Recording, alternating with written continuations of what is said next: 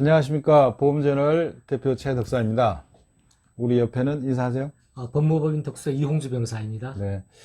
거의 1년 만이죠. 응? 이홍주 변호사가 연말 연초에 소송이 너무 많았는지 노원이라고 바빴는지 모르겠는데 노느라고 바빴습니다. 네. 그래도 한 달에 한두 개 정도의 이 보험업법이랄지 기타 이런 법률 이슈랑 관련돼서 영상을 좀 자주 찍자게 했는데 너무 좀 소원했습니다.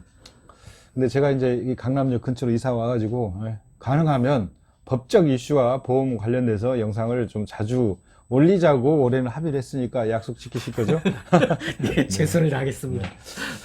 오늘은 이제 뭐 찍을 게 이제 굉장히 많은데 오늘은 이제 그 CEO 플랜 또는 이제 뭐 패밀리 슈랑스, 뭐 셀프 뭐 법인 보험, 뭐 이렇게 여러 가지로 이렇게 이야기가 되는 관련된 법적인 어떤 이슈에 대해서 한번 알아보도록 하겠습니다. 계속 논쟁이 돼서 뭐 누구는 위반이다 아니다 이런 이슈가 있어서 물론 저희도 사안에 따라서 좀 세부적으로 이렇게 다른 케이스랄지 해석이 있을 수 있지만 그냥 러프하게 한번 알아보도록 하겠습니다.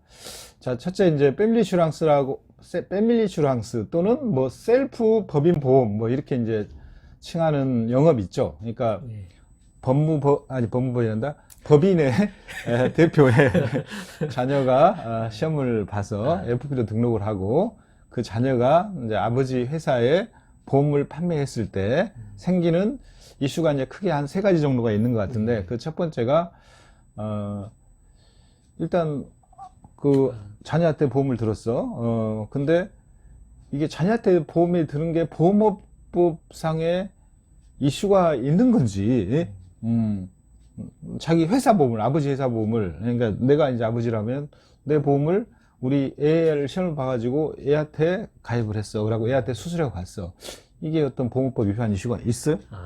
있다 없다 논쟁이 많던데. 그렇죠. 이게 요즘 보험업계 핫 이슈인 것 같아요. 예. 법인 영업의 한 형태인 것 같고요. 예. 이른바 뭐 어떤 회사는 컴슈랑스, 또 어떤 회사는 패밀슈랑스, 뭐 이렇게 이제 지칭을 하는 것 같은데. 컴슈랑스는 뭐예요? 컴퓨터 슈랑스? 컴슈랑스, 컴퍼니? 컴퍼니 슈랑스 뭐 이런 거인 것 같아요. 법인이잖아, 그러면.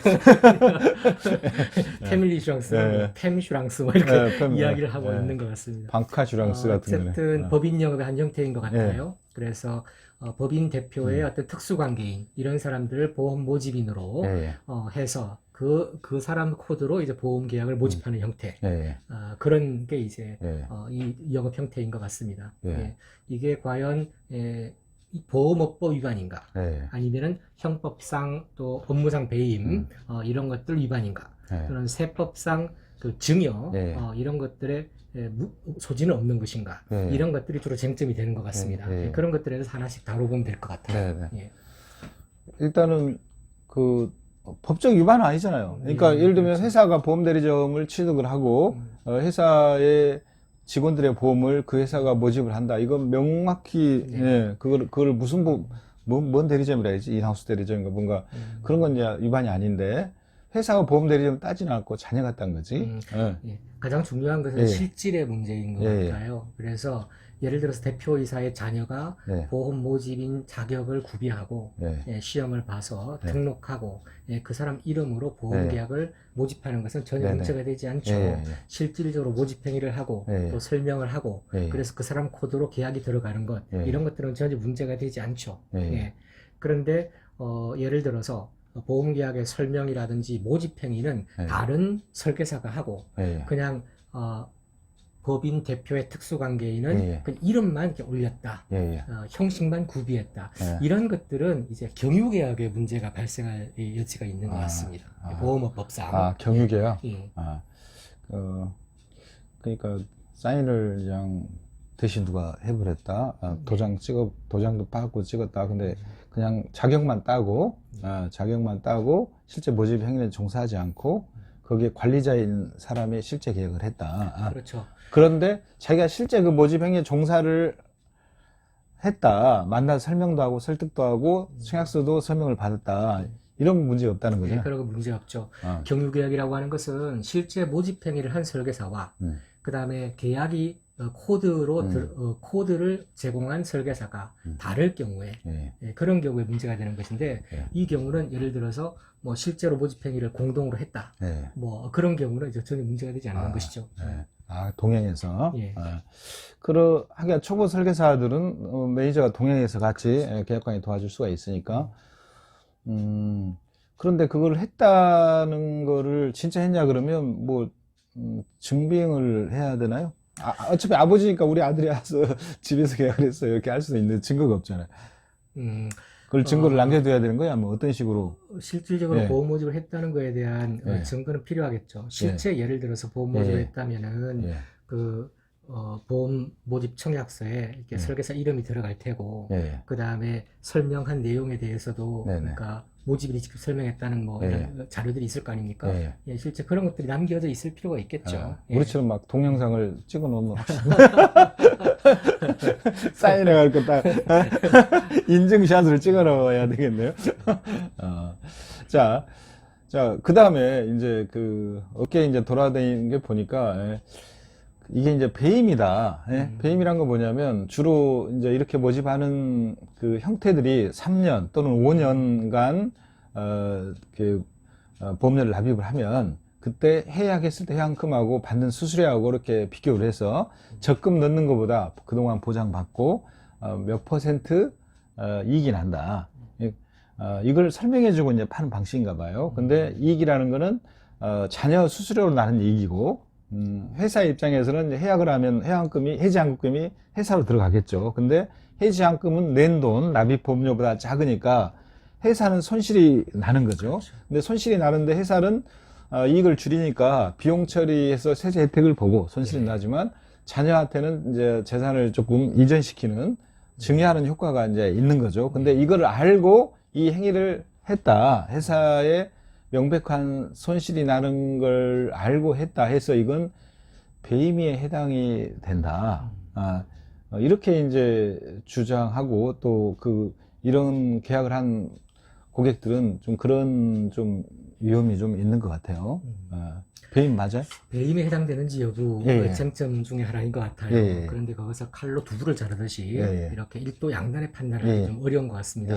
어떤 경우는 배임에 해당될 경우도 있고 또 어떤 경우는 배임에 해당되지 않을 경우도 있을 것 같아요. 법률 문제를 항상 이야기했지만 실질이 중요한 것 같습니다. 근데 우선은 예를 들어서 이제 그 회사 입장에서 본다면은 회사가 보험료를 내는 거죠. 그 다음에 그 피보험자는 대표이사 또는 임원이 되는 거죠. 그리고 회사의 자원으로 계속 보험료를 내는데 예를 들어 일정 기간 이후에 해지를 했다. 그러면 납입보험료 총액하고 해약금하고 차액이 생길 거 아닙니까? 그만큼의 손해가 이제 발생한단 말이죠. 그랬을 경우 회사 입장에서는 내가 손해봤으니까 대표이사가 업무상 배임한 거 아니냐 이렇게 문제 제기를 할 여지가 있다는 것이죠. 그럼 그게 반드시 배임에 해당되느냐? 또 그렇진 않은 것 같아요. 왜 그런가 하면 이 보험과 예금은 차이가 있는 것이죠. 예금은 납입한 원금 더하기 이자를 받는 것이지만 보험은 납입한 보험료보다 해약금이 적다는 것은 그것은 보험의 원리에 기초한 것이고 더하기 보험은 보상 혜택이 있다는 것이죠.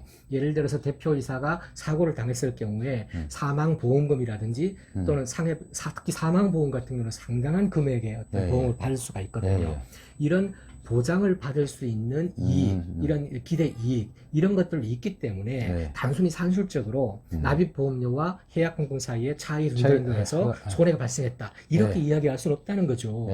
그렇다면 만약에 보험기간 내에 보험사고가 발생했을 때 회사가 받을 수 있는 어마어마한 금액의 보험금, 이거는 이익으로부터 보유되지 않는 거죠.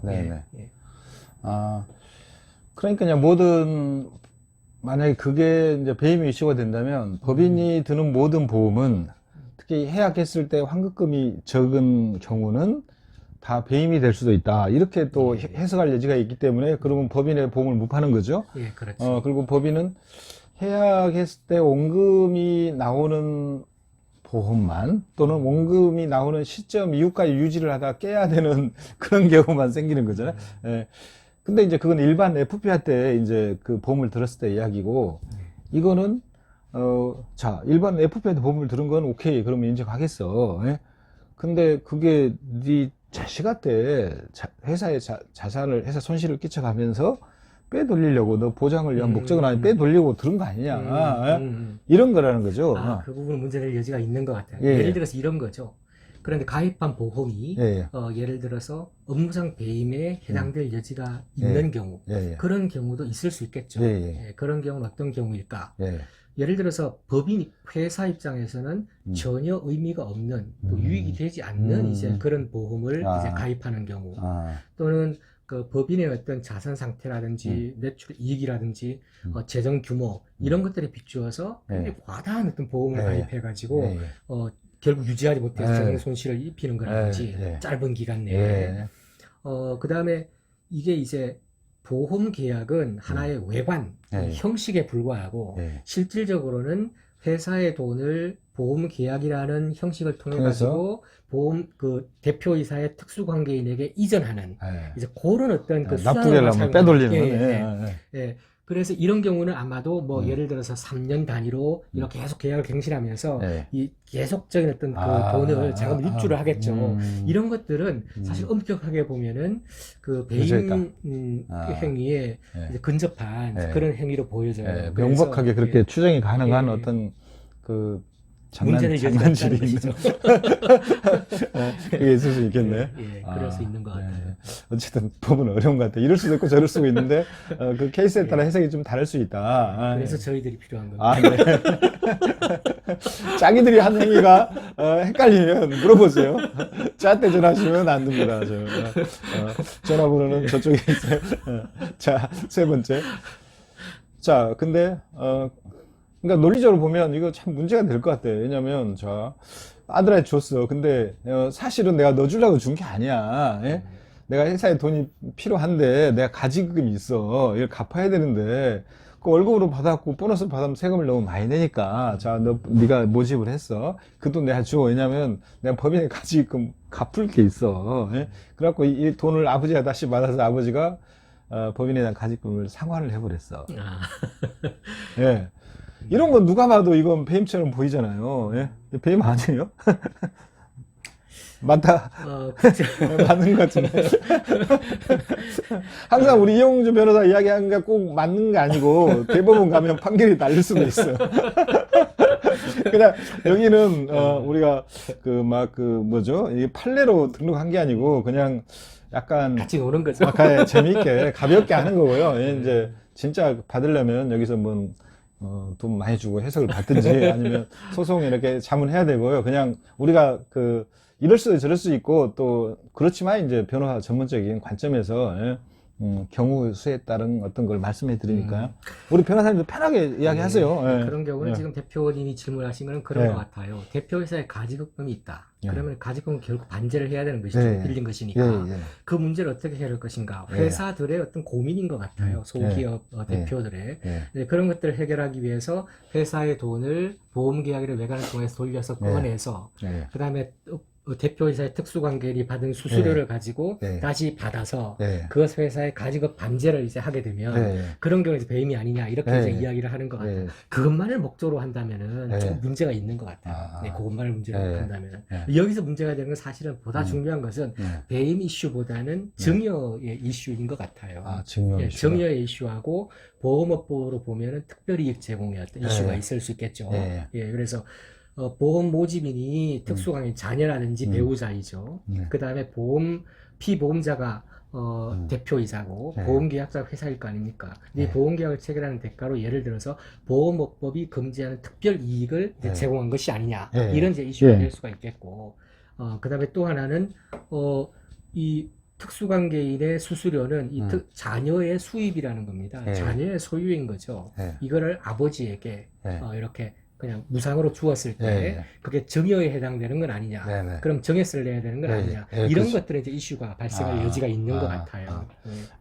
그렇죠. 그러니까 이제 이거를 실질적 모집 종사 안 하고 수수료를 받으면 아까 경유계약 문제고 그다음에 아버지가 계약자 법인이니까 법인의 돈을 잘못 준 경우에는 이제 계약자 거기니까 잘못하면 FP가 준 거니까 특별이익 제공이라 해석할 수도 있고 FP의 정당한 특수관계를 생각하지 말고 그냥 모집이나 관점에서 보면 모집인이 받아서, 예? 모집 행위 종사한 받은 대가니까, 소득이니까 자기 거지. 예? 근데 내 거를 아버지한테 줬으니 증여일 수도 있다. 예? 그러나 그게 실질할지, 형식이 어떻게 돼 있는지 등등등 수를 따져봐야지 명확히 이야기할 수 있다.